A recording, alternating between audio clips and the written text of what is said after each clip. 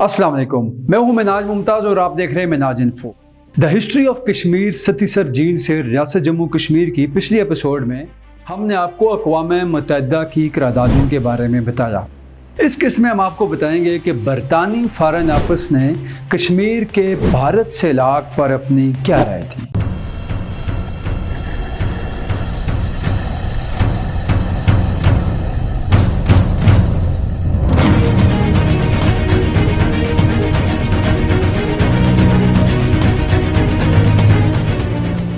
امریکی وزیر خارجہ کے محکمہ برائے جنوب مشرق ایشیا کی طرف سے برطانوی فارن آفس کو ایک ٹیلی گرام بھیجا گیا۔ اس میں کچھ سوالات اٹھائے گئے، جن میں یہ سوال بھی پوچھا گیا کہ سیکیورٹی کونسل میں انڈیا کے کشمیر کے ساتھ الحاق کی قانونی حیثیت کے سوال کے بارے میں کتنی گنجائش ہے۔ 25 فروری 1948 کو برطانوی فارن آفس کا جواب دے دیا گیا، جس میں فارن آفس کے قانونی مشیر نے لکھا کہ میں سمجھتا ہوں کہ جن حالات میں الحاق ہوا تھا وہ امن کے لیے ہوا تھا۔ دراصل اس الحاق کی بنیادی وجہ یہی تھی اور مسئلہ اب بھی امن کا ہے، اور کہا امن کو اس وقت تک بحال نہیں کیا جا سکتا جب تک اس پہ نظر ثانی نہ کی جائے۔ اس کے بعد 27 فروری 1948 کو سر جی فکس ماروس نے گورنمنٹ آف انڈیا ایکٹ 1935 اور 1945 کی انڈین انڈیپینڈنٹ ایکٹ کی ابتدائی رائے میں لکھا، اگر کسی انڈین رجواڑے کے حکمران نے اپنی مرضی سے الحاق کیا تھا تو وہ الحاق تکنیکی بنیادوں پر جائز ہے، لیکن مہاراجہ ہری سنگھ پر صرف انڈیا کی طرف سے نہیں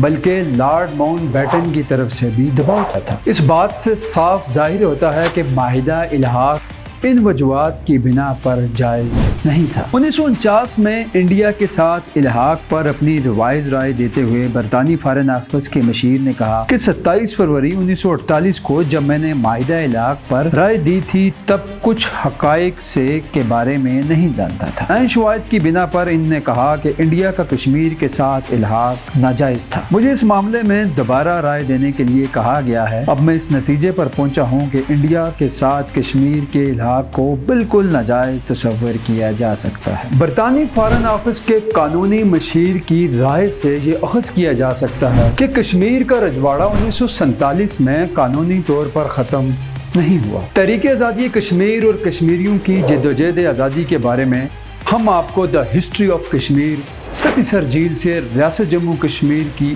آخری اور اگلی قسط میں بتائیں گے۔ یہ جاننے کے لیے نیچے موجود سبسکرائب کے بٹن پر کلک کریں اور ساتھ بیل آئیکن کو بھی پریس کر دیں۔ تب تک کے لیے اللہ حافظ۔